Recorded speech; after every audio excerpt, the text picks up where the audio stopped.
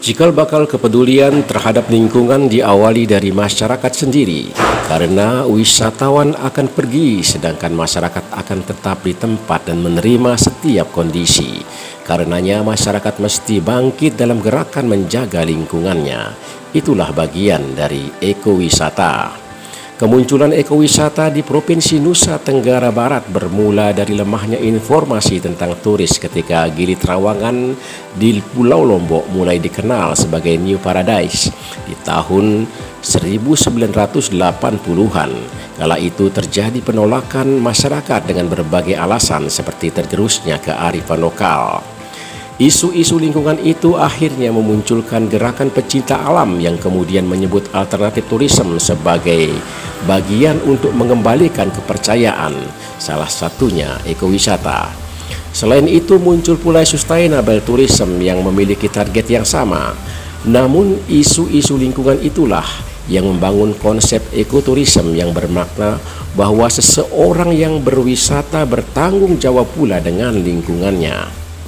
Ekowisata merupakan sebuah misi dan community yang mengedepankan aspek alami untuk kembali ke lingkungan alam seperti manusia dan ekologinya tanpa mengganggu masyarakat dan bahkan mengajaknya untuk tetap menjaga lingkungan. Kendati pengertian ekowisata mengalami perkembangan dari waktu ke waktu, pada hakikatnya ekowisata adalah suatu bentuk wisata yang bertanggung jawab terhadap kelestarian areal yang masih alami, memberi manfaat secara ekonomi dan mempertahankan keutuhan budaya bagi masyarakat setempat. Sehingga ekowisata pada dasarnya merupakan bentuk gerakan konservasi.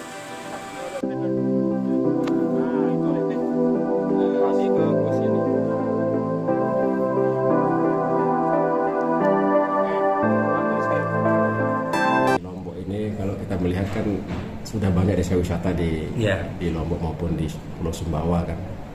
Tapi dalam konteks ekowisata ini apakah desa-desa itu sudah memahami belum tentang ekowisata? Perlunya kealamian itu kan dalam menjual produk untuk wisatawan. Nah, kita sebelum kita bicara desa wisata, ekowisata, kita lihat terminologi awal dulu ya. Pertama, tourism itu kan pertama munculnya tourism karena mass tourism. Nah, kemudian mass tourism ini disinyalir atau diyakini banyak menimbulkan impact, dampak, sehingga muncullah gerakan-gerakan yang namanya gerakan kembali ke alam. Nah, salah satunya sering disebut sebagai dalam klaster tersebut sebagai alternatif tourism. Nah, bagian dari alternatif tourism ini salah satunya adalah ekowisata. Nah, itu ya. Karena sebagai alternatif ya. Bagaimana alternatif supaya dampak ini tidak terlalu banyak ya. Sehingga ekowisata, muncul ekowisata, kemudian muncul juga sustainable tourism. Nah, ini apakah sama sustainable tourism dengan ekowisata? Sebenarnya sama, berbeda, tapi sama. Targetnya sama. Untuk bagaimana keberlanjutan itu muncul, tapi aspek tekanannya beda. Kalau yang ekowisata kan aspek alam yang menjadi atraksi wisata kepada segmen pasar yang khusus yang memang menikmati, yang memang mengharapkan alam atau destinasi yang dikunjungi itu alamnya. Nah, seberapa besar wisatawan itu atau seberapa besar ekowisata ini sebetulnya menjadi sebuah memberi energi atau magnet bagi wisatawan itu sendiri, sehingga dia perlu dipertahankan. Ya. Kenapa ekowisata dikembangkan atau sangat ngetren ya? Karena sering dalam beberapa artikel internasional juga diserahkan bahwa ekowisata itu adalah sebuah misi, sebuah community yang memang mengedepankan aspek alami supaya kembali dalam atraksi wisata yang ada yang akan dijadikan sebagai destinasi. Itu adalah konsep alamnya muncul di sana. Kemudian seberapa besar? Karena yang di dalam konteks penerapan ekowisata ini kan domainnya itu adalah lingkungan supaya alami kembali. Karena lingkungan kembali untuk memproteksi semua sumber daya yang ada di dalamnya. Nah, itu sebenarnya manusianya, ekonominya, supaya semua bergerak nih. Sehingga secara community jalan karena lingkungan ini aman, mereka secara community juga terlindungi baik dari tourism maupun dari aspek ekonomi, sumber ekonomi yang lainnya. nelayan tetap jalan ya. Sehingga dalam konteks ekowisata banyak sekali ada beberapa hal yang memang di masyarakat itu dibuatkan rambu-rambunya, sehingga aspek yang memang harus alami memang bisa dipertahankan, sehingga dalam konteks tersebut muncullah zonasi, zona inti, zona pengembangan dan zona yang lainnya. Nah itu, sehingga masyarakat pun tetap jalan. Dalam aspek ekonomi dari pariwisata, masyarakat pun mendapatkan apa istilahnya, uangnya lah ini. Nah, kemudian kalau kita kaitkan dengan aspek atau konsep atau mode pariwisata yang lain, misalnya desa wisata. Seberapa besar ekowisata bisa dikembangkan dalam desa wisata? Sebenarnya desa wisata dikembangkan kan tujuannya untuk bagaimana atraksi atau bagaimana segmen pasar yang datang ke desa wisata itu bisa menikmati desa itu dengan kealamiannya. Nah, alami ini muncullah pada aspek environment itu lebih dominan ke ekowisata. Sehingga desa wisata kalau dikaitkan dengan ekowisata itu sangat matching. Ya. Nah, sekarang seberapa besar masyarakat paham tentang combine atau sinergi antara desa wisata dengan ekowisata? Ini masih, karena masih perspektif mereka untuk desa wisata kan masih ekonomi aja, belum pada lingkungan nih.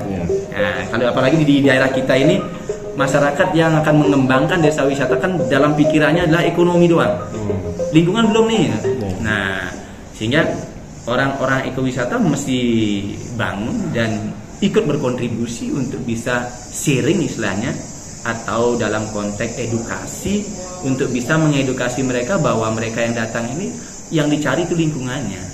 Bagaimana culture yang mereka miliki memang dari dulu, yang memang dari nenek moyang bisa dikembangkan culture lama itu, mulai dari komodifikasi budaya dan lain sebagainya. Ranah dari native atau pusat daripada budaya tetap jalan, tapi kita komodifikasikan. Aspek alaminya kan masih, artinya bagaimana penyelamatan terhadap aspek-aspek alami yang memang sudah dibawa sejak lama itu masih bisa kita lihat hingga kini ya. Nah, jadi ada semacam kelemahan dari masyarakat ini dalam mengorganisir potensi-potensi ya, itu. Benar. Misalnya ada potensi nelayan itu kadang-kadang dianggap lemah dan bukan menjadi bagian dari pariwisata sehingga cenderung diabaikan kan. Mereka bikin kolam renangannya kan. Ada kecenderungan nggak semacam itu? Kalau misalnya aspek nelayan, apakah aspek nelayan itu dilemahkan? Tidak, Pak Haji. Dalam konteks ekowisata itu, karena yang pengembangan ekowisata mereka merangkul mereka. Kenapa? Karena mereka mau dididik. Dalam konteks misalnya dia akan nyari ikan, mereka diharapkan tidak menggunakan muroyami misalnya, atau menggunakan bom ikan. Karena kan aspek lingkungan akan terpengaruh itu. Dari bom ikan, getaran dalam air akan merusak koral. Koral yang rusak berarti community atau lingkungan dari ikan itu akan hilang. Sebagian besar akan hilang. Karena tidak adanya tempat berlindung dari ikan-ikan itu untuk membesarkan diri. Di aspek yang lain. Kemudian masyarakat yang nelayan ini sebenarnya bisa dipakai sebagai sebuah atraksi juga dalam konteks ekowisata. Mereka yang melakukan aktiviti di laut itu sebagai sebuah atraksi. Ini sudah dilakukan di Bali. Mereka mengajak wisatawan itu untuk melihat bagaimana nelayan itu mencari ikan. Nah, itu sebetulnya semua kegiatan masyarakat, apakah dia nelayan, petani atau apapun itu kan dia potensi kan. Potensi untuk pariwisata. Pariwisata untuk ekowisata juga. Iya, benar. Jadi ini artinya agak berbeda dengan dulu. Kalau dulu kan disegigin nelayan tuh diusir kan? Diusir ya. Diusir. Itu bagaimana kalau bagi hal-hal yang sudah terjadi semacam itu? Oke, kalau nelayan diusir, kalau dari perspektif dia diusir karena dia masuk dalam area kayak model zonasi tadi ya. Zonasi itu kan ada zonasi untuk turisme, ada zonasi inti, zonasi pengembangan dan zonasi. Nah, nelayan itu kadang-kadang kan karena mereka nggak tahu atau gimana, kayak misalnya mereka parkir di daerah wisata, sehingga Pol PP datang nih, sehingga memberangus mereka karena zonasi ini yang menyebabkan. Nah, kemudian memang intervensi pemerintah itu sebagai dalam konteks intervensinya itu sangat dibutuhkan karena pemerintah itu kan katalisator. Baik itu secara regulasi, mereka membuat regulasi, kemudian melakukan penertiban terhadap masyarakat itu salah satunya intervensi dari pemerintah. Pemen sangat besar peranannya terkait dengan regulasi yang ada. Nah, yang terkait dengan nelayan ini perlu mereka memang di pemahaman atau mereka perlu diberikan pemahaman atau sosialisasi tentang zona yang harus mereka dapatkan. Parkirnya di mana? Sehingga mereka, orang yang akan datang melakukan aspek bisnis dan aspek ekonomi itu kan ke daerah mereka. Tapi pariwisata tetap jalan nih, walaupun dia berdampingan. Nah, kemudian nelayan ini mencari ikan, merupakan itu kan sebenarnya atraksi itu sebenarnya. Apakah dalam ekowisata itu ada pembagian-pembagian enggak? Misalnya zona pertanian, zona pesisir, pegunungan atau apa semacam? Biasanya kalau zona itu biasanya disebut dengan zona inti. Zona inti adalah zona yang memang dilindungi. Biasanya di sana zona inti itu ada sesuatu yang menjadi penciri dari daerah sana yang harus dilindungi dan dikembangkan di sana. Yang boleh masuk ke zona inti ini biasanya adalah researcher, peneliti ya. Kemudian zona pengembangan itu pariwisata. Nah, biasanya warnanya, saya lupa nih warnanya. Ada warna biru, warna hijau, warna merah. Warna merah itu zona yang terproteksi ya. Nah itu dia ya. Nah, selama ini kalau kita melihat dari kealamian dari objek wisata di berbagai tempat di Lombok maupun Nusa Tenggara Barat ini, desa mana yang cukup bagus dalam menjaganya? Nah, desa, kalau masuk ke desa saya belum terlalu banyak saya supaya nggak salah. Tadi Keterawangan itu apa? Ya. Kalau saya kemarin itu tesis dan disertasi Keterawangan ya. Karena kenapa? Mungkin ada isu ya sebelum desa wisata di Busing itu bahwa pariwisata pulau akan turun. Artinya saya dengar dulu itu adalah pariwisata pulau itu akan dominan, akan terdowngrade sehingga munculnya rural tourism. Kalau saya bilang rural tourism, desa wisata. Nah, kalau dari perspektif yang pariwisata pulau itu adalah uniqueness-nya luar biasa banyak, walaupun memang pariwisata pulau itu fragil istilahnya, sangat rentan terhadap klimit, cuaca, rentan terhadap disaster atau bencana, gempa misalnya, tsunami sudah itu kayak kemarin ya. Nah, rentannya di sana, tapi untuk yang antusias masyarakat, khususnya segmen pasar dalam konteks pariwisata itu masih pariwisata pulau masih sangat dominan. Buktinya misalnya kalau kita lihat Gili misalnya, kalau dilihat Gili itu, kalau saya beberapa kali ada survei dengan mereka terkait dengan Gili, apakah bandara sangat berimpact terhadap Gili berkembang? Nah, dari perspektif mereka bilang enggak, Gili berkembang itu karena datangnya wisatawan itu dari Bali. Nah dia memang ada beberapa dari bandara, tapi tidak dominan ya. Yang dominan adalah siklus atau dari perjalanan transportasi dari Bali ke Gili. Kenapa seperti itu? Tanya ke wisatawan. Karena wisatawan sebagian besar menganggap bahwa Gili Trawangan dan 3 Gili itu adalah sebagai bagian dari Bali. Persepsi mereka ya. Nah, walaupun mereka menganggap seperti itu, tapi kan domain ekonomi yang bisa di Busing untuk bisa membantu dalam PAD itu kan ke Lombok.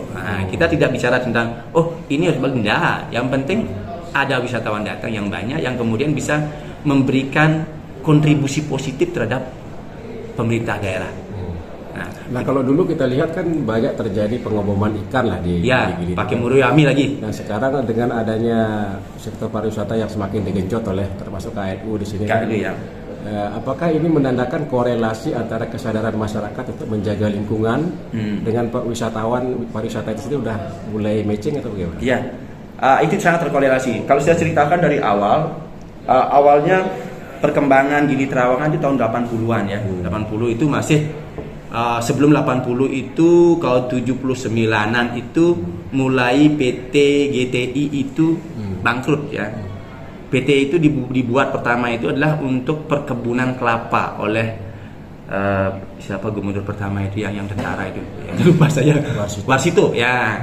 Nah, kemudian PT GTI itu membuat di sana itu sejak awal itu dari artikel saya ambil ini dari beberapa artikel, mengambil tenaga itu salah satunya dari yang di bui-bui itu dibawa ke sana. Kemudian banyak terjadi sakit dan mati di sana karena nyamuk. Yeah. Nah, itu tahun 79 itu mulai ending dia panen dan terakhir panennya, sehingga macet langsung. Tahun 80-an itu masyarakat dari Gili dan dari Sanggigi itu pada masuk ke sana, menempati, berkebun lah di sana. Dan mulailah mereka mengenal Gili Trawangan dan Gili yang ketiga Gilinya. Setelah itu mulai ada tamu-tamu yang datang dari Sanggigi datang ke sana, terutama yang dari Jerman kalau nggak salah, yang memberitakan tentang Gili Trawangan dengan the New Paradise-nya di Lonely Planet tahun 80-an itu, sehingga booming lah ada New Paradise di samping Bali. Nah, itu berdatanganlah orang banyak ke sana. Pada saat pertama kali tahun 80 itu belum ada penginapan, belum ada kalau saya ceritakan itu, sehingga pada saat itu kalau nggak salah setelah tahun 80-an muncullah homestay pertama. Siapa lupa namanya, sekarang berubah jadi hotel juga ya. Nah, terkait dengan itu tahun 2004, nah dari 80 ke 2004 saya loncat nih, dan 1980 itu kan melalui gerakan dari dana dunia, Bank Dunia untuk mengembangkan Sanggigi dan BTDC ya, yang di Bali beserta dengan yang kek sebenarnya uangnya dari sana. Namun kemudian yang di Sanggigi ini gagal karena diberikan kepada konsultan dari Jepang. Menurut dia saya ngutip dari artikel. Dan kemudian Gili berkembang tahun 2004, saya langsung ke 2004 karena dari tahun 1980 90 itu berkembang pariwisata mulai sampai dengan 2004 itu masyarakat mulai merasa bahwa Gili sudah ternoda dari kearifan lokalnya, dari alamnya, banyak tergerus. Sehingga 2004 itu mulai terbentuk namanya Gili Eco Trust oleh masyarakat.